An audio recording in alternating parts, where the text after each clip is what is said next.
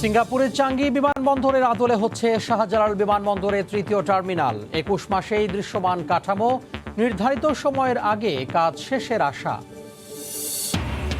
নাব্য সংকট কাটিয়ে টানা ৪৮ দিন বন্ধের পর আজ থেকে শিমুলিয়া বাংলা বাজার রুটে ফেরি চলাচল শুরু, যাত্রী ও চালকদের স্বস্তি।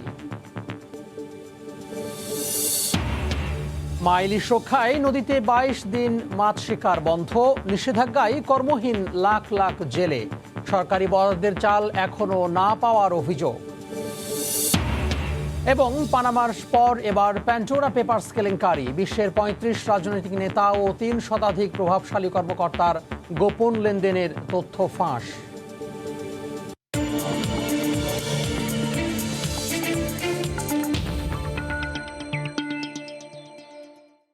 দেখছিলেন শিরোনাম। আমন্ত্রণ জানাচ্ছি দেশ ও দেশের বাইরের অর্থ বাণিজ্যের নানা খবর নিয়ে আমাদের নিয়মিত আয়োজন এ সময়ের বাণিজ্যে। আর আপনাদের সঙ্গে আছি আমি তোহা খান তামিম। প্রত্যাশা চেয়েও দ্রুত গতিতে এগিয়ে চলেছে হজরত শাহজালাল আন্তর্জাতিক বিমানবন্দরের তৃতীয় টার্মিনালের নির্মাণ কাজ। মাত্র ২১ মাসেই এখন দৃশ্যমান প্রকল্পের প্রাথমিক কাঠামো। নির্ধারিত সময়ের আগেই কাজ শেষ করতে কয়েকটি শিফটে ভাগ হয়ে দিন রাত ২৪ ঘন্টায় ইয়ার্ডে কাজ করছেন দেশি বিদেশি প্রকৌশলী আর শ্রমিকরা। সরকার বলছে শুধু বিমান ওঠানামা আর ভ্রমণের আধুনিকায়ন নয়, নতুন টার্মিনাল বদলে দেবে যাত্রী সেবার ধরনই। রিপোর্ট জুবাইর ফয়সালের।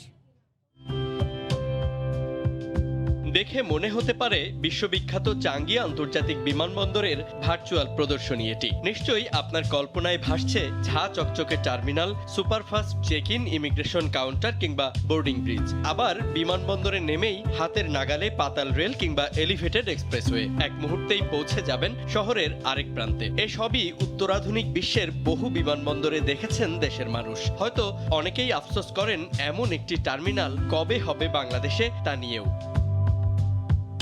সেই অপেক্ষা ফুরোচ্ছে এবার। চলুন কল্পনার রাজ্য ছেড়ে নেমে আসি বাস্তবে। সিঙ্গাপুরের চাঙ্গির আদলেই শুধু নয়, তার নির্মাতা রোহান বাহরিনের নকশাতেই তৈরি হচ্ছে হজরত শাহজালাল আন্তর্জাতিক বিমানবন্দরের তৃতীয় টার্মিনাল, যেখানে থাকবে একসঙ্গে ১৫০০ গাড়ি পার্কিং সুবিধা। যাত্রীদের সবচেয়ে কম সময়ে সেবা দিতে থাকবে ১১৫টি চেক ইন কাউন্টার, ১২টি বোর্ডিং ব্রিজ আর ৬৪টি ইমিগ্রেশন কাউন্টার। সক্ষমতা তৈরি হবে বছরে ২ কোটি মানুষকে সেবা দেয়ার। আর এসব স্বপ্ন বাস্তবে রূপ দিতেই বিরতিহীনভাবে কাজ চলছে ২.৫ লাখ বর্গমিটার ইয়ার্ড জুড়ে। আমরা এখন আছি ইগডা, আমাদের টার্মিনাল 3 প্রজেক্টের সেন্টার প্লেসে। তো আমরা সেন্টার স্পট থেকে সাউন্ড সাইডে আমাদের day night 24 hours working continuous. বর্তমানে 2 টার্মিনালে একসঙ্গে মাত্র 12টি উড়োজাহাজ পার্ক করতে পারে, কিন্তু নতুন টার্মিনালে থাকবে একসঙ্গে 37টি উড়োজাহাজ পার্ক করার সুবিধা। এরই মধ্যে ২৭,০০০ বর্গমিটারের বিশাল কার্গো টার্মিনালের প্রায় ৪০০ পিলার বসানোর সঙ্গে শেষ হয়েছে পুরো প্রকল্পের প্রায় 4 ভাগের 1 ভাগ কাজ। চেষ্টা করছি যে আমাদের নির্ধারিত সময়ের আগে যেন কাজটা শেষ করতে পারি, সেটার প্রচেষ্টা আছে। এবং এই ডিসেম্বরের ভিতরে আপনারা বাইরে থেকে একটা দৃশ্যমান হবে আমাদের থার্ড টার্মিনালের যে কর্মকাণ্ডগুলো। 2 জাপানিজ কোম্পানি মিৎসুবিশি আর ফুজিতার সঙ্গে বিমানবন্দরের তৃতীয় টার্মিনাল তৈরিতে কাজ করছে দক্ষিণ কোরিয়ার স্যামসাং কনস্ট্রাকশনও। আগে দর্শনদারি, পরে গুণ বিচারী, এই প্রবাদটিকে বাস্তবে রূপ দিতেই ৭,০০০ মানুষের শ্রমে গড়ে উঠছে বিমানবন্দরের থার্ড টার্মিনাল। এখনকার 2 টার্মিনালের চেয়েও প্রায় দ্বিগুণ বড় এই প্রকল্পটি আসলে বদলে দেবে বিমানবন্দরের ধারণাই। আর তাই সরকারেরও চাওয়া নতুন টার্মিনালে পা রেখেই এক অন্য বাংলাদেশকে দেখুক সারা দুনিয়া। জুবাইর ফয়সাল, সময় সংবাদ, ঢাকা। শিমুলিয়া বাংলা বাজার রুটে বন্ধের ৪৮ দিন মাথায় আবার শুরু পরীক্ষামূলকভাবে ফেরি চলাচল। দীর্ঘ বিড়ম্বনার পর ফেরি চালুর এ খবরে খুশি ঘাট ব্যবহারকারীরা। বিস্তারিত জানাতে মুন্সিগঞ্জের শিমুলিয়া ঘাটে আছেন সহকর্মী নাসির উদ্দিন উজ্জ্বল। আমরা সরাসরি যুক্ত হব তার সঙ্গে। উজ্জ্বল,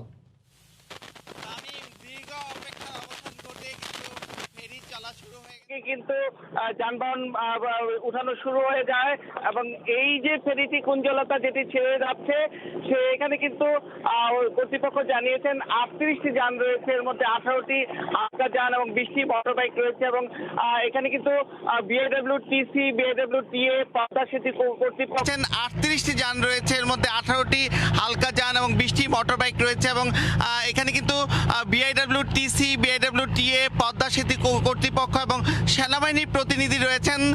তারা কিন্তু এই যে যেটি বলছেন পরীক্ষামূলক ফেরি সার্ভিস, সেটি কিন্তু এই পদ্মা সেতুর খুব কাছাকাছি। কিছুক্ষণ পরেই কিন্তু আমরা পদ্মা সেতু অতিক্রম করব এবং এটি চলে যাবে 11 কিলোমিটার দূরত্বের বাংলাবাজার ঘাটে।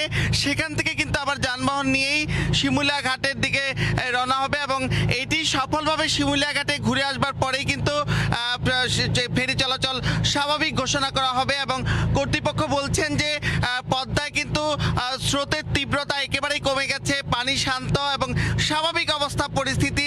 এই পরিস্থিতিতে কিন্তু পদ্মা সেতুর যে নিচ দিয়ে ফেরি চলাচলে কোনো রকম চ্যালেঞ্জ থাকবার কথা নয়।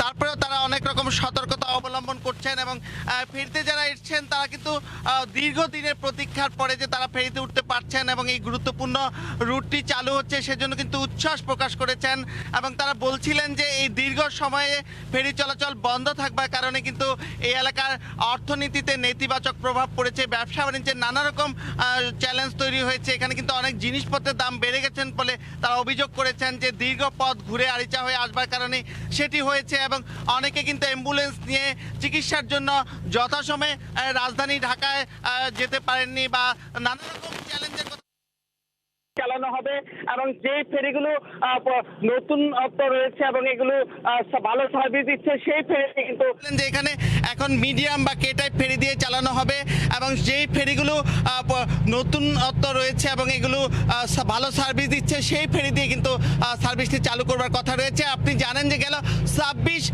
আগস্ট যে বাজিরকান্দি ঘাট তৈরি করা হয়েছিল সেইটি কিন্তু মাত্র 11 কিলোমিটার স্থলে 10 কিলোমিটার দূরত্ব ছিল, কিন্তু এখন 11 কিলোমিটারের বাংলাবাজার ঘাটে চলছে এবং গেল 18 আগস্ট থেকে যে ফেরি চলাচল বন্ধ ছিল তার অবসান ঘটলো। এই ছিল এখানকার পরীক্ষামূলক ফেরি চালুর সবশেষ খবর। তামিম। শিমুলিয়া বাংলাবাজার রুটে বন্ধের 48 দিনের মাথায় আবার শুরু পরীক্ষামূলকভাবে ফেরি চলাচল, আর সেই খবর জানাতে সহকর্মী নাসির উদ্দিন উজ্জ্বল যুক্ত হয়েছিলেন। প্রজনন মৌসুমে মা ইলিশ রক্ষায় চাঁদপুরের পদ্মা মেঘনায় 22 দিনের জন্য সব ধরনের মাছ ধরা নিষিদ্ধ। এতে বেকারি জনপদের 1.5 লক্ষ জেলে। সরকার খাদ্য প্রণোদনার ঘোষণা দিলেও তা এখনও জেলেদের হাতে পৌঁছায়নি। এ নিয়ে অনিশ্চয়তায় পড়েছেন তারা। চাঁদপুর থেকে নাইমুল ইসলাম নীরবের ছবিতে ফারুক আহমেদের রিপোর্ট। নদীতে জাল নৌকা নিয়ে মাছ ধরে জীবিকা নির্বাহ করেন চাঁদপুরের শত শত জেলে, কিন্তু প্রজনন মৌসুম শুরু হওয়ায় নদীতে মাছ ধরার সুযোগ নেই। আর্থিক দৈন্যতায় দুশ্চিন্তায় ভাঁজ পড়েছে কর্মহীন হয়ে পড়া জেলেদের কপালে। নদী ছেড়ে ডাঙায় ফিরছে শত শত জেলে নৌকা। বেকার জেলেদের জন্য খাদ্য সহায়তার ঘোষণা দেয়া হলেও বাস্তবে তা এখনো ধরাছোঁয়ার বাইরে। আবার অনেকে খাদ্য সহায়তার চাল পেলেও নিত্য প্রয়োজনীয় উপকরণ সংগ্রহের সামর্থ্য নেই। 22 দিন কেমন খামু আল্লাহ জানে। শুধু চাল দিয়ে কি আমার সংসার চলবে? চালের সাথে আমার ডাল লাগে, নুন লাগে, তেল লাগে, মাছ তরকারি লাগে, কিনা লাগে। একটা সংসার চাল দিয়ে গেলে তো এভরিথিং সব লাগে। আমাদের যে চাল দেয় এই চাইলে আমাদের পোষে না। যেহেতু এখনো চালটা বিতরণ করা হয় নাই, সেক্ষেত্রে জেলেদের সামাল দেওয়া আমাদের জন্য খুব কষ্টকর হয়ে দাঁড়াবে। যারা নতুন করে জেলে পেশায় জড়িত হয়েছে তাদেরকে তালিকা অন্তর্ভুক্ত করবে। এদিকে জেলেদের প্রণোদনা পাওয়ার বিষয়ে সুস্পষ্ট করে কোনো তথ্য জানাতে পারেনি মৎস্য বিভাগের কর্মকর্তা। অন্যদিকে খাদ্য প্রণোদনা দ্রুত ছাড় দেওয়ার কথা জানিয়েছে জেলা প্রশাসন। 44,035 জনের মধ্যে বিজেপির যে চাউল এসেছে 20 কেজি হারে, সেটা আমরা জেলা প্রশাসন কর্তৃক অলরেডি পুনঃবরাদ্দ হয়ে গেছে। জেলেরা যাতে সরকারি যে সহায়তা তার সঠিক সময় পেয়ে যায় তার জন্য আমি ব্যবস্থা নিয়েছি এবং এই যে প্রত্যেকজন জেলে 20 কেজি করে চাল পাবে, এতে যেন কোনো ধরনের ব্যত্যয় না হয় এজন্য সংশ্লিষ্ট সকলকে নির্দেশনা দেওয়া আছে। সবশেষ তথ্য অনুযায়ী চাঁদপুরের সরকারি তালিকায় জেলের সংখ্যা 44,035 জন, আর জনপ্রতি জেলেদের জন্য 20 কেজি হারে চাল বরাদ্দ দেওয়া হয়েছে। সময় সংবাদ, চাঁদপুর। মাছ ধরার নিষেধাজ্ঞা কার্যকরে ভোলার মেঘনা তেঁতুলিয়া নদীতে নজরদারি বাড়িয়েছে আইন শৃঙ্খলা রক্ষা বাহিনী। এদিকে নিষেধাজ্ঞার পর মা ইলিশ সংরক্ষণ অভিযানে জেলে ও ব্যবসায়ীদের মাঝে জনসচেতনতায় প্রচারণা চালাচ্ছে কোস্টগার্ড। বিস্তারিত জানাতে ভোলার নদীর পাড়ে আছেন সহকর্মী নাসির উদ্দিন লিটন এবং রাজধানীর সোয়ারিঘাটের মৎস্য আড়তে আছেন রিপোর্টার কামরুল হাসান সবুজ। আমরা শুরুতেই যাব নাসিরের কাছে। নাসির। তামিম, ইলিশের এই প্রধান প্রজনন মৌসুমে সমুদ্র থেকে যে মা ইলিশেরা ডিম ছাড়বার জন্য মিঠা পানিতে আসে তার প্রধান দুটি মাধ্যম হচ্ছে মেঘনা নদী এবং তেঁতুলিয়া নদী, দুটি ভোলার দুই পাশ দিয়ে প্রবাহিত। এই দুটি নদী থেকে ইলিশ দেশের অন্যান্য নদীতে চলে যায় ডিম ছাড়বার জন্য। এই জন্য এই নদীর যে রক্ষার জন্য প্রশাসনের তৎপরতা সব সময় একটু বেশি থাকে। আমরা জানি যে বাংলাদেশের যে ইলিশ উৎপাদন হয় সেই উৎপাদিত ইলিশের প্রায় 33 ভাগ এই ভোলা থেকেই ধরা হয়। এই ধরা ইলিশগুলো যে রক্ষা করার জন্য এবং ইলিশের বৃদ্ধির জন্য যে এই অভিযান গত মধ্যরাত থেকে যেটি শুরু হয়েছে সেটি কিন্তু এখন চলছে। আমরা সকাল থেকে মেঘনা নদীর সদর উপজেলার বিভিন্ন পয়েন্ট ঘুরে যে দেখেছি, সে পয়েন্টগুলোতে অনেকটাই ফাঁকা। আসলে জেলেরা আজকে এই অভিযানের প্রথম দিনে সরকারি যে নিষেধাজ্ঞা আছে সে নিষেধাজ্ঞা অমান্য করেনি। আর আইন শৃঙ্খলা রক্ষাকারী বাহিনী বা স্থানীয় প্রশাসনের তৎপরতার কথা যদি বলি, যে তারা আজকে ব্যাপক তৎপর রয়েছে এই নদীতে। সকাল থেকে আমরা নৌ পুলিশকে ইলিশাঘাট এলাকায় অভিযান পরিচালনা করতে দেখেছি এবং কোস্টগার্ড ভোলার এই তুলাতুলি এলাকায় তারা অভিযান পরিচালনা করছে। এখনো তারা নদীতে রয়েছে, কোনো জেলে যেন জাল নিয়ে নদীতে না নামতে পারে সেজন্য তারা পাহারা দিচ্ছে। এছাড়া আমরা যে ঘাটে রয়েছি ভোলা সদর উপজেলার তুলাতুলি ঘাট, এই ঘাটে কিছুক্ষণের মধ্যেই ভোলার জেলা প্রশাসক, জেলা মৎস্য কর্মকর্তা সহ তারা এই অভিযানে নামবেন এবং তারা অন্যান্য যারা অভিযান পরিচালনা করছে আইন শৃঙ্খলা রক্ষাকারী বাহিনী তাদেরকে নিয়ে জেলা প্রশাসক এই অভিযান পরিচালনার মাধ্যমে যেন সরকারি নির্দেশ সবাই মেনে চলে সেই দিকটি তিনি প্রচার করবেন। তো এক কথায় বলতে গেলে যে ভোলার মেঘনা তেঁতুলিয়া নদীর এই অভিযানের প্রথম দিনে অনেকটাই জাল জেলে শূন্য। তো ঢাকার রাজধানীর সুয়ারীঘাটে রয়েছেন সহকর্মী সবুজ, আমরা সরাসরি চলে যাচ্ছি সবুজের কাছে। মা ইলিশ সংরক্ষণ অভিযান, যে অভিযানটা শুরু হয়েছে অর্থাৎ ইলিশের প্রজনন মৌসুমকে সফল করতে আজ থেকে 25 অক্টোবর পর্যন্ত 22 দিনের যে ইলিশ মাছ ধরার নিষেধাজ্ঞা আরোপ করা হয়েছে, সেই নিষেধাজ্ঞার সফল করার জন্য সোয়ারীঘাট এলাকায় এই মুহূর্তে কোস্টগার্ডের পক্ষ থেকে প্রচারণা চালানো হচ্ছে, জনসচেতনতা সৃষ্টি করা হচ্ছে।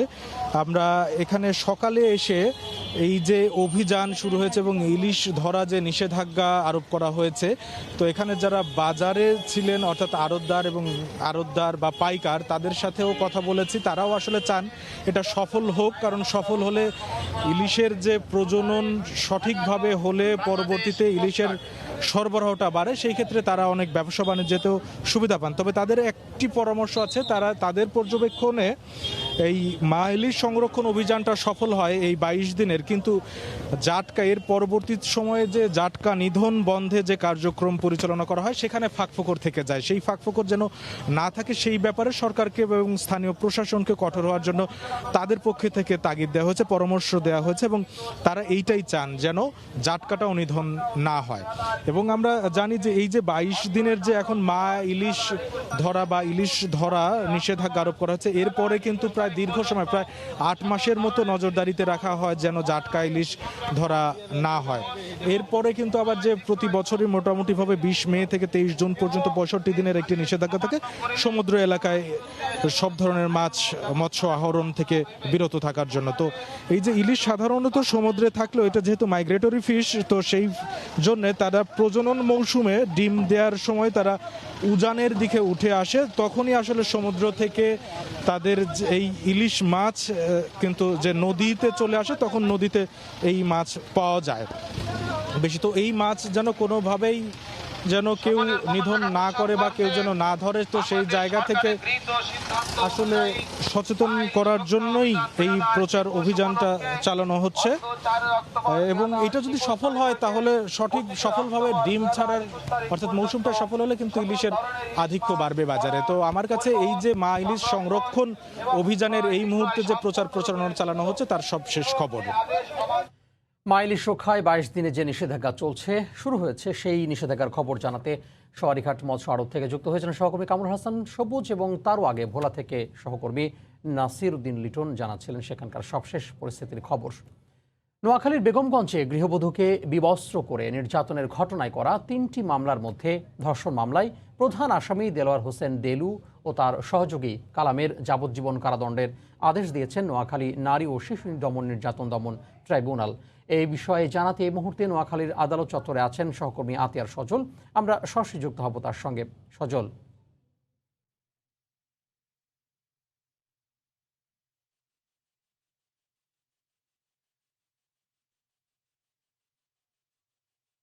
বিচারকের যে রয়েছেন জয়নুল আবদিন, তিনি কিছুক্ষণ আগে নোয়াখালীর একলাসপুরে যে নারীকে বিবস্ত্র করে নির্যাতনের ঘটনার পরে যে আরেকটি ঘটনা উঠে আসে, তাকে ধর্ষণ করা হয়েছিল একাধিকবার দেলোয়ার এবং তার এক সহযোগী মিলে, সেই ঘটনার রায় কিছুক্ষণ যাবজ্জীবন কারাদণ্ড দিয়েছেন এবং প্রত্যেককে 50,000 টাকা জরিমানা এবং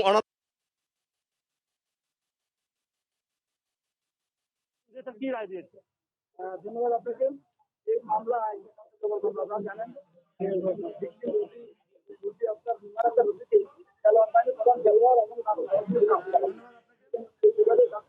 নুনার আক্তার রুজিকে দেলোয়ার বাহিনীর প্রধান দেলোয়ার এবং তার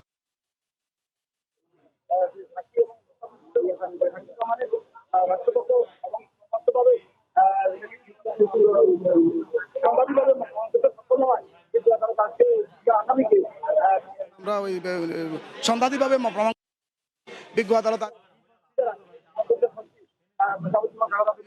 সংসদের 2003-এর 9-1 ধারা এবং 30 ধারায় সর্বোচ্চ শাস্তি অর্থদণ্ড দিছে অনাদায় বিনা।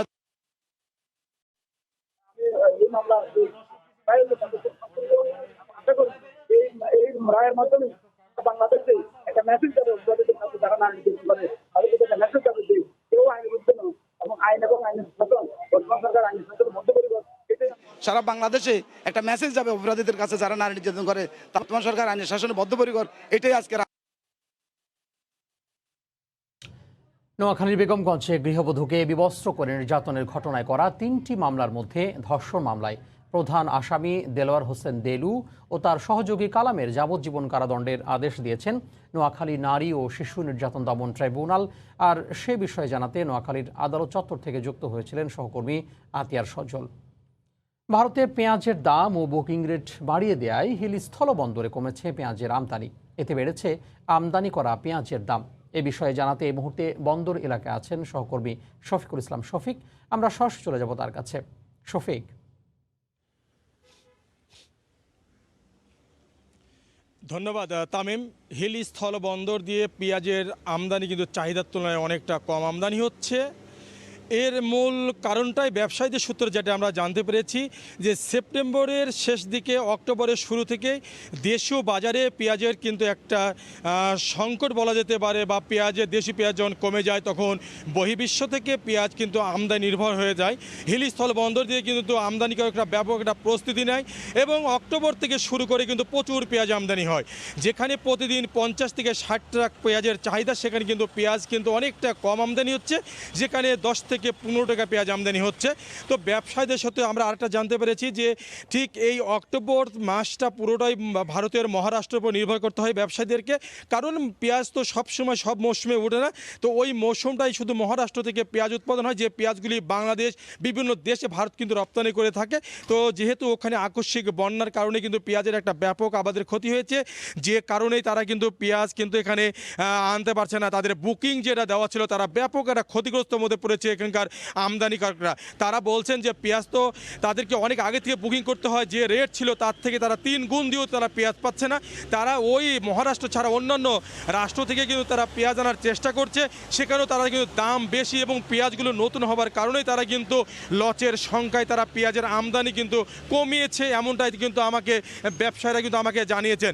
আর একটা কথা জানিয়ে রাখি, তো ব্যবসায়ীরা বলছেন সে দেশে যেহেতু মহারাষ্ট্র পেঁয়াজের ক্ষতি হবার কারণে সে দেশের কিন্তু কৃষকরা পেঁয়াজের কিন্তু দামটা বৃদ্ধি করেছে, যে কারণে কিন্তু তারা লসের সংখ্যায় পেঁয়াজের আমদানি কমেছে, যে কারণে পেঁয়াজ আমদানি কম হচ্ছে। তো ব্যবসায়ীরা একটা জানিয়েছেন যে হয়তো এই আর 2-1 সপ্তাহের মধ্যে পেঁয়াজের কিন্তু অন্যান্য রাষ্ট্রে পেঁয়াজ উঠবে, তখন পেঁয়াজের দামটা কিন্তু কমে আসবে, তখন বাজারটা স্বাভাবিক হবে। তো হিলিস্থল বন্দর থেকে পেঁয়াজের আমদানি দাম নিয়ে এতটুকু ছিল। তামিম, যুক্ত হয়েছিলেন সহকর্মী শফিকুল ইসলাম শফিক। গাইবান্ধার 2 লাখ মানুষের কর্মসংস্থানের জন্য রংপুর চিনিকলের সাহেবগঞ্জ বাগদা ফার্মে ইপিজেড স্থাপনের ঘোষণা দিয়েছে সরকার, কিন্তু ফার্মের জমি নিজেদের বাপ দাদার সম্পত্তি দাবি করে সরকারের এই সিদ্ধান্তের বিরুদ্ধে আন্দোলনে নেমেছে সাঁওতালদের বিভিন্ন গ্রুপ। জেলা প্রশাসক বলছেন, অধিগ্রহণকৃত এসব জমি সরকারের। স্থানীয় জনপ্রতিনিধিদের দাবি, নিজেদের স্বার্থে সাঁওতালদের ভুল পথে পরিচালিত করছে একটি চক্র। হেদায়েতুল ইসলাম বাবুর রিপোর্ট। বন্যা, খরা, নদী ভাঙন সহ প্রাকৃতিক নানা দুর্যোগে পিছিয়ে পড়া জনপদ উত্তরের জেলা গাইবান্ধা। এখানকার 2 লাখ মানুষের কর্মসংস্থানের লক্ষ্যে গত 24 আগস্ট গাইবান্ধার গোবিন্দগঞ্জে রংপুর চিনিকলের সাহেবগঞ্জ বাগদা ফার্মে রপ্তানি প্রক্রিয়াকরণ এলাকা ইপিজেড স্থাপনের ঘোষণা দেন বাংলাদেশ রপ্তানি প্রক্রিয়াকরণ কর্তৃপক্ষ বেবজার নির্বাহী chairman major general Nazrul Islam. বাগদা ফার্মের জমি নিজেদের বাপ দাদার দাবি করে ইপিজেড স্থাপনের বিরুদ্ধে আন্দোলনে নেমেছে স্থানীয় ক্ষুদ্র নৃগোষ্ঠী সম্প্রদায়ের একাধিক গ্রুপ। এই বিরোধপূর্ণ জায়গার বিষয়ে ডিসি সাহেব তদন্ত করে আমাদের দাবির যৌক্তিকতা কিন্তু মিলেছে। এই জমি ছেড়ে দেওয়ার প্রশ্নই ওঠে না। চুক্তিতে উল্লেখ আছে যে পূর্বের মালিককে ফেরত দিতে হবে যদি আখ চাষ বা সেই উদ্দেশ্যে ব্যবহার না হয়। তবে জেলা প্রশাসক বলছেন, বাগদা ফার্মের জমি সরকারের অধিগ্রহণ করা। গেজেটে বলা আছে যে প্রথম রিকুইশন করা হয়, রিকুইশন পরে অ্যাকুইশন করা হয়। অ্যাকুইশন করার পরে সেটা কিন্তু অ্যাসেট অ্যাকাউন্টে রংপুর সুগার মিলের নামে আসে। এখানে আসলে দাবি করার কোনো সুযোগ আসলে আইনগতভাবে নাই। স্থানীয় জনপ্রতিনিধিদের দাবি, নিজেদের স্বার্থে সাঁওতালদের ভুল পথে পরিচালিত করছে একটি চক্র। তো এটা তাদেরকে স্রেফ প্রলোভনে প্রলুব্ধ করেই তাদেরকে অন্যায়ভাবে রাষ্ট্রের মুখোমুখি দাঁড় করানো হচ্ছে। আজকে তারা রাজনৈতিক ফায়দা লোটার জন্যই আসলে এই জটিলতাটা তারা সৃষ্টি করেছে। রংপুর চিনিকলের বাগদা ফার্মের 1842 একর জমির দখল নিয়ে স্থানীয় প্রশাসনের সঙ্গে বিরোধ চলে আসছে 2016 সাল থেকে।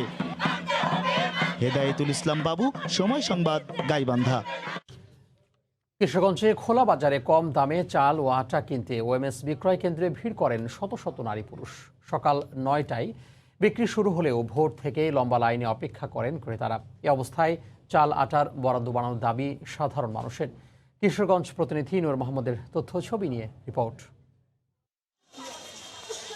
তখনও দিনের আলো ভালো করে ফোটেনি। এরই মধ্যে হাতে ব্যাগ নিয়ে লাইনে দাঁড়িয়ে অসংখ্য মানুষ। সবাই সরকারের খোলা বাজারে কম দামের চাল আটার ক্রেতা। কিশোরগঞ্জে খোলা বাজারে খাদ্যপণ্য কিনতে প্রতিদিন ভোর থেকে এভাবেই ওএমএস ডিলারের দোকানের সামনে ভিড় করেন শত শত ক্রেতা। ক্রেতারা জানান, তারা 18 টাকা কেজি দরে 5 কেজি আটা এবং 30 টাকা কেজি দরে 5 কেজি চাল কেনার সুযোগ পান। বিক্রি শুরুর ঘণ্টাখানেকের মধ্যে শেষ হয়ে যায় সব পণ্য। এতে অনেককেই ফিরতে হয় খালি হাতে। যারা লাইনে আগে আসবে তারা আগে নিয়ে যাবে, এভাবে আমরা আজ পর্যন্ত বিতরণ করতেছি। যে চাউল দিচ্ছে সরকার, এই পরিমাণে আমাদের চাউল অনেক কম হয় বা পাবলিক বেশি হয়ে যায়, সেই জন্য আমাদের কিছু ভাড়া দেওয়ার জন্য সরকারকে অনুরোধ করে জানাচ্ছি। নামাজ পড়ে আইসি, আয়ালাই না দাঁড়াইছি, 9টা-10টা বাজে নিয়ে যাই। আমার পেশেন্টার 2 জনে আটা চাউলে 5 কেজি আগে আসলে আগে পাবেন, এই ভিত্তিতে প্রতিটি কেন্দ্রে খাদ্য বিভাগের একজন কর্মকর্তার উপস্থিতিতে ন্যায্য মূল্যে এসব খাদ্য সামগ্রী বিক্রি করা হয়। চাহিদার তুলনায় অপ্রতুলতার কথা স্বীকার করলেন জেলা খাদ্য বিভাগের এই কর্মকর্তা। সরকার আমাদেরকে আরো একটু মাল বেশি দেয়, তাহলে ভোক্তারা উপকৃত হবে বেশি। আর কিশোরগঞ্জ পৌরসভায় প্রতিদিন 10 জন ডিলারের মাধ্যমে সরকার নির্ধারিত মূল্যে খোলা বাজারে 5 মেট্রিক টন চাল ও 5 মেট্রিক টন আটা বিক্রি করা হচ্ছে। সময় সংবাদ, কিশোরগঞ্জ। যশোর কারিগরি প্রশিক্ষণ কেন্দ্রে চলছে চাকরি মেলা। সরকারিভাবে 1000 মানুষকে সৌদি আরবে কাজ দেওয়ার লক্ষ্যে এ মেলার আয়োজন করা হয়েছে। যাচাই বাছাই শেষে বিকেল 5টায় ইএস কার্ড পাবেন আবেদনকারীরা। বিস্তারিত জানাতে এই মুহূর্তে যশোর আইটি পার্ক অডিটোরিয়ামে আছেন সহকর্মী জুয়েল মৃধা। আমরা সরাসরি যুক্ত হব তার সঙ্গে। জুয়েল, তামিম, আপনাকে জানিয়ে রাখি যে বাংলাদেশের যে জনগোষ্ঠী, এই জনগোষ্ঠীর একটি বিপুল সংখ্যক হচ্ছে যুবরা। এই যুবদেরকে জনশক্তিতে রূপান্তরিত করতে সরকার নানাভাবে উদ্যোগ নিচ্ছে। বিশেষ করে করোনাকালীন এই যে পরিস্থিতি, প্রায় দীর্ঘ দেড় বছর ধরে কর্মসংস্থানে একটা প্রভাব ফেলেছে। এই যে প্রভাব, এই প্রভাব মুক্ত করতে এবং যুবদেরকে জনশক্তিতে রূপান্তরিত করতে সরকার সৌদি আরবে জনসংখ্যা আমাদের যুবকদের পাঠানোর একটি প্রক্রিয়া হাতে নিয়েছে। হয়েছে সেই প্রক্রিয়ার অংশ হিসেবেই যশোর জেলার 1000 যুবককে সৌদি আরবে পাঠানোর জন্য আজকে যশোর সরকারি কারিগরি প্রশিক্ষণ কেন্দ্রে চাকরি মেলার আয়োজন করা হয়েছে। সকাল 9টা থেকে শুরু হয়েছে এই চাকরি মেলা। এই চাকরি মেলায় যশোরের যে 8 উপজেলা, এই 8 উপজেলা থেকে 22 থেকে 35 বছরের যে যুবকরা তারা মূলত আবেদনপত্র নিয়ে এসেছেন, সাথে পাসপোর্ট নিয়ে এসেছেন। তাদের আজকে দিনভর মৌখিক সাক্ষাৎকার চলবে এবং এই দিনভর সাক্ষাৎকারের মাধ্যমেই 1000 জনকে শনাক্ত করা হবে। আমরা কথা বলেছি যশোর সরকারি কারিগরি প্রশিক্ষণ কেন্দ্রের অধ্যক্ষের সাথে। তিনি আমাদেরকে জানিয়েছেন যে সরকারি নির্ধারিত 1,65,000 টাকা খরচে এই যুবরা সৌদি আরবে যেতে পারবেন এবং তারা সৌদি আরবে ক্লিনার পদে চাকরি পাবেন, যেখানে তাদের বেতন হবে 700 রিয়াল এবং 200 রিয়াল পাবেন খাবারের জন্য। এছাড়া বাসস্থানের সুযোগ থাকছে, ওভারটাইমেরও সুযোগ থাকছে। ফলে একজন যুবক কিন্তু সৌদি আরবে যে নিজে স্বাবলম্বী হতে পারবেন এবং তার পরিবারকে আর্থিকভাবে সচ্ছলতা ফিরিয়ে আনতে পারবেন বলে তারা মনে করছেন। এবং আজকে যে মেলাটি হচ্ছে, এই মেলাটি মূলত recruit agency max management and services এদের সহযোগিতায় আজকে মেলাটি হচ্ছে। সকাল থেকে এই কারিগরি প্রশিক্ষণ কেন্দ্রের বাইরে প্রচুর সংখ্যক যুবদের উপস্থিতি ছিল, প্রচুর পরিমাণ যুবদের উপস্থিতি ছিল এবং তারা সকাল থেকে প্রায় 150 জনের মধ্যে 130 জনকে অলরেডি ইএস কার্ড দেওয়া হয়েছে এবং আজ বিকেল 5টা নাগাদ জনশক্তি কর্মসংস্থান ও প্রশিক্ষণ ব্যুরোর মহাপরিচালক বিকেল 5টায় এখানে আসবেন এবং তিনি নির্বাচিত 1000 জনকে ইএস কার্ড প্রদান করবেন। আর যদি আজকে 1000 জন না নেওয়া সম্ভব হয়, নির্বাচিত করা না সম্ভব হয়, তাহলে আগামীতে আবার বিজ্ঞপ্তির মাধ্যমে হয়তো আবার একটি চাকরি মেলার আয়োজন করা হবে। তামিম, এই ছিল আমার কাছে সর্বশেষ। যশোর থেকে যুক্ত হয়েছিলেন সহকর্মী জুয়েল মৃধা। 18 অক্টোবর শেখ রাসেলের জন্মদিনটি শেখ রাসেল দিবস হিসেবে ঘোষণা উপলক্ষে শেখ রাসেল ওয়েবসাইট এবং অনলাইন কুইজ প্রতিযোগিতা উদ্বোধন করেছেন তথ্য ও যোগাযোগ প্রযুক্তি প্রতিমন্ত্রী জুনাইদ আহমেদ পলক। রোববার রাজধানী ঢাকার আগারগাঁওয়ের আইসিটি টাওয়ারের বিসিসি অডিটোরিয়ামে তথ্য ও যোগাযোগ প্রযুক্তি বিভাগের আয়োজনে উদ্বোধনী অনুষ্ঠানের পর বক্তব্য রাখেন প্রতিমন্ত্রী জুনাইদ আহমেদ পলক। তিনি বলেন, 1975 সালে সেই হত্যাকাণ্ডের পর খুনিদের যেন বিচার না হয় সেজন্য এক কালো অধ্যায় তৈরি করেছিল তৎকালীন শাসকরা। বিশ্বে যেন আর কোনো শিশুকে শেখ রাসেলের মতো জীবন দিতে না হয়, সেজন্য দেশের শিশু কিশোরের কাছে মুক্তিযুদ্ধের প্রকৃত ইতিহাস ও তার সেই মর্মান্তিক হত্যাকাণ্ড তুলে ধরতে হবে।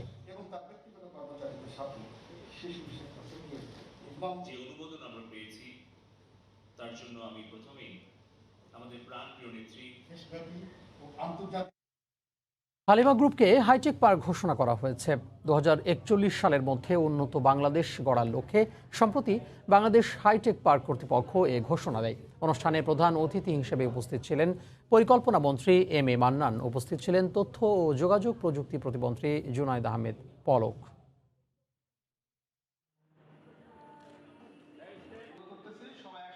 মুন্সিগঞ্জের মাওয়া শিমুলিয়ায় পদ্মা সেতু সুপার এক্সপ্রেসওয়ে, ইলিশ ও নদী তীরের প্রাকৃতিক সৌন্দর্য ঘিরে তৈরি হয়েছে নতুন পর্যটন হাব। পর্যটন প্রতিমন্ত্রী বলছেন, অপার সম্ভাবনার এলাকাটিকে পর্যটন বান্ধব করতে সব ব্যবস্থা গ্রহণ করা হবে। আবু সাইদের ক্যামেরায় নাসির উদ্দিন উজ্জ্বলের রিপোর্ট। স্বপ্নের পদ্মা সেতু শুধু যোগাযোগে বৈপ্লবিক পরিবর্তনই আনবে না, সে সাথে এটি ঘিরে পর্যটন শিল্পের বিশাল এক সম্ভাবনার দুয়ার খুলে যাচ্ছে। রাজধানী ঢাকা থেকে মাত্র 35 কিলোমিটার পথ পাড়ি দিয়ে আসার পথে রং বেরঙের ফুলের ছন্দময় নৃত্য দেখতে দেখতে যানজটহীন চলে আসা। প্রাকৃতিক সৌন্দর্য উপভোগ ছাড়াও পদ্মা পাড়ে ভোরের ইলিশের হাট আর এক আকর্ষণ। আর রেস্টুরেন্টে বসে বন্ধু বান্ধব নিয়ে পছন্দের ইলিশ ভেজে গরম গরম স্বাদ গ্রহণ তো আরো লোভনীয়। সব মিলিয়ে পর্যটনের নতুন হাব এখন মুন্সিগঞ্জের লৌহজং উপজেলার মাওয়া শিমুলিয়া। পদ্মা তীরের প্রাকৃতিক সৌন্দর্য উপভোগ করতে নানা অঞ্চলের মানুষ এভাবেই ছুটে আসে এখানে। বিদেশের মতো রাস্তা, যেখানে কোনো ময়লা নাই। ইলিশটা অনেক আলাদা, এটা খাওয়ার জন্য চলে আসছে, পদ্মা সেতু দেখার জন্য চলে আসছে। মাঘাট নদী কত সুন্দর, ঢেউ আসতেছে, বাতাস, এগুলো সবকিছুই এখানে সুন্দর আছে, কিন্তু এখানে রাত একটা যাপন করবো এই ধরনের একটা ভালো হোটেল নাই। উদ্যোক্তারা বলছেন রূপালী ইলিশের পাশাপাশি পদ্মা সেতু ঘিরে নিরাপদ, মানসম্মত রিভার ট্যুরিজম আরো আকর্ষণ বাড়াতে পারে। আমরা একটা ক্রুজ টাইপের নামাইতে চাচ্ছি, শিপ ক্রুজ আর কি। আপনার এখানে 1 ঘন্টা 1.5 ঘন্টার আপনি একটা ট্রিপে আপনি ধরেন পদ্মা নিজে দেখে আসলেন, ব্রিজ ট্রিজের নিচে ঘুরে আসলেন।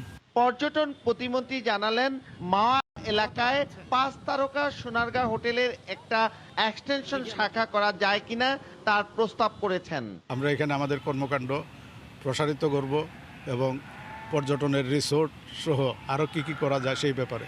তাই এই সম্ভাবনার দুয়ার খুলতে ঢাকা মাওয়া এক্সপ্রেস ওয়েতে অত্যাধুনিক 6টি পর্যটন বাস চালু হতে যাচ্ছে। নাসিরউদ্দিন উজ্জ্বল, সময় সংবাদ, মুন্সিগঞ্জ। পানামা পেপারস কেলেঙ্কারির পর এবার ফের বিশ্বের শীর্ষস্থানীয় রাজনৈতিক নেতা ও প্রভাবশালীদের গোপন অর্থ লেনদেনের তথ্য ফাঁস হয়েছে, আর এর নাম দেওয়া হয়েছে প্যান্ডোরা পেপারস। নতুন করে ফাঁস হওয়া এসব আর্থিক নথিতে বর্তমান ও সাবেক মিলিয়ে অন্তত 35 রাষ্ট্রনেতা এবং বিভিন্ন দেশের 3 শতাধিক সরকারি কর্মকর্তার বিশাল অঙ্কের গোপন লেনদেন এবং সম্পত্তির তথ্য ফাঁস করা হয়েছে। রোববার বিবিসি সহ কয়েকটি আন্তর্জাতিক গণমাধ্যম প্রায় 1,19,00,000 নথি বিশ্লেষণ করে এসব তথ্য প্রকাশ করে। যুক্তরাষ্ট্র থেকে লস্কর আল মামুনের রিপোর্ট। পানামা পেপারসের পর এবার প্যান্ডোরা পেপারস, যাকে বলা হচ্ছে এযাবৎকালের সবচেয়ে বড় আর্থিক কেলেঙ্কারি। 7 বছর বাদে ফের প্রকাশিত গোপন নথিতে ফাঁস করা হলো বিশ্বের অন্তত 35টি দেশের শীর্ষস্থানীয় রাজনৈতিক নেতা, 100-এরও বেশি ধনকুবের সহ 3 শতাধিক সরকারি কর্মকর্তার গোপন আর্থিক লেনদেনের তথ্য। এতে পানামা, দুবাই, মোনাকো, সুইজারল্যান্ড ও ব্রিটিশ ভার্জিনিয়া দ্বীপপুঞ্জের মতো বিভিন্ন দেশ ও অঞ্চলের একাধিক কোম্পানিতে প্রভাবশালীরা যে অর্থ রেখেছেন ও গোপন লেনদেন করেছেন সেসব তথ্য ফাঁস করা হয়। এসব কোম্পানির প্রায় 1,19,00,000 নথি বিশ্লেষণ করে রোববার এ তথ্য প্রকাশ করে বিবিসি সহ বিভিন্ন আন্তর্জাতিক গণমাধ্যম। আর গোপন এই নথিগুলো উদ্ঘাটন করেছে ওয়াশিংটন ভিত্তিক international consortium of investigative journalist নামে একটি সংগঠন।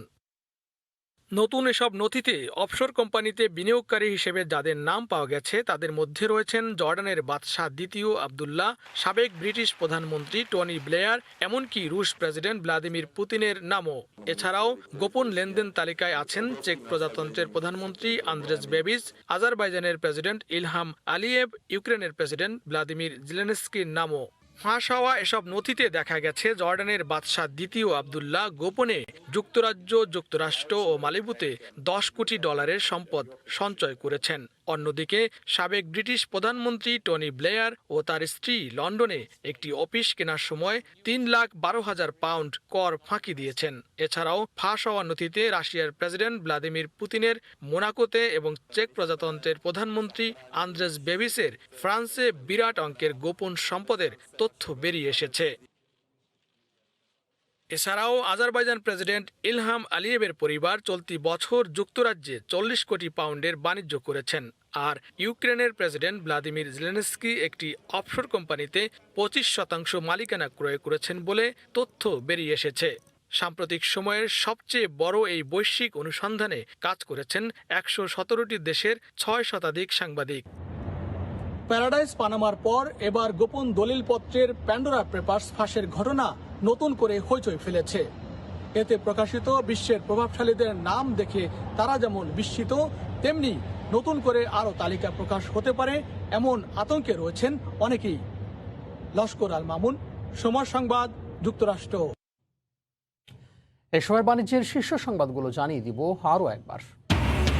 সিঙ্গাপুরের চাঙ্গি বিমানবন্দরের আদলে হচ্ছে শাহজালাল বিমানবন্দরের 3য় টার্মিনাল।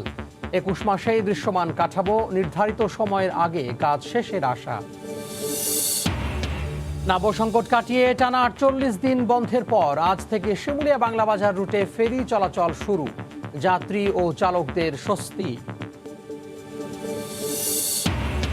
এবং মাইলিশ রক্ষায় নদীতে 22 দিন মাছ শিকার বন্ধ, নিষেধাজ্ঞায় কর্মহীন লাখ লাখ জেলে, সরকারি বরাদ্দের চাল এখনো না পাওয়ার অভিযোগ।